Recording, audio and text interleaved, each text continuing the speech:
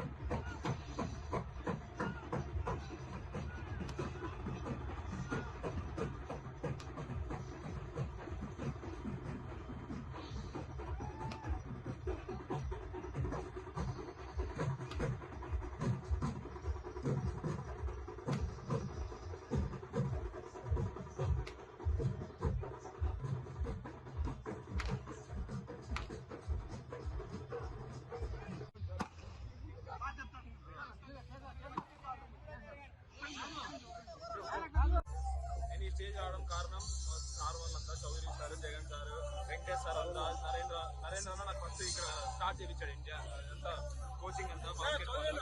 దాని తర్వాత జగన్ సార్ దగ్గరికి వెళ్ళి అంతా అక్కడ కోచింగ్ తీసుకున్నాను. నేను ఇలాగే ఇండియాకి ఆడి బాగా నెక్స్ట్ టైం కూడా బాగా సెలెక్ట్ అయ్యి ఇలాగే పేరు నిలబెడతాను ఆంధ్రప్రదేశ్కి మాటిస్తున్నాను. Thank you. ఈ అబ్బాయి గత 5 సంవత్సరాల నుండి ఇండోర్ స్టేడియంలో సాయిబాబా కళలో కోచింగ్ తీసుకొని ఇప్పటికి ఒక 10 మన ఆంధ్రప్రదేశ్ నుండి 10 స్టేట్స్ ఆడి ఇప్పటికి first time Indian camp select అయ్యి క్యాంప్లో ఈ అబ్బాయి సెలెక్ట్ అయ్యి శ్రీలంక పోయి HABA కప్ అని గెలుచుకొచ్చారు. సెకండ్ దీని తర్వాత మళ్ళీ 25 డేస్ నుండి సెకండ్ క్యాంప్ ఉంటుంది. మళ్ళీ ఇండియాకి ఈ అబ్బాయి సెలెక్ట్ అయ్యారు. దానికి కంగ్రాట్స్ చెప్తూ వాళ్ళ తల్లిదండ్రులను ప్రోత్సహించడానికి వాళ్ళ తల్లిదండ్రులు చెప్తున్నాం.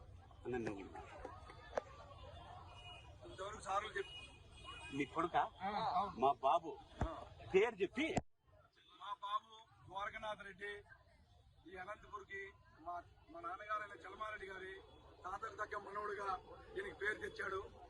ఇతను ఒక 6-7 నుంచి బాస్కెట్బాల్ పోతున్నాడు. అప్పుడు నరేంద్ర సార్ ఇతన్ని గుర్తించి మా కోచింగ్ ఇప్పించి జగన్ సార్ దగ్గరికి, నరేంద్ర సార్ దగ్గరికి పంపించాము. వంశీ దగ్గరికి అందరికి పంపిస్తే వాళ్ళ ప్రోత్సాహంతో ఇతను ఇంతటిపాడయ్యాడు.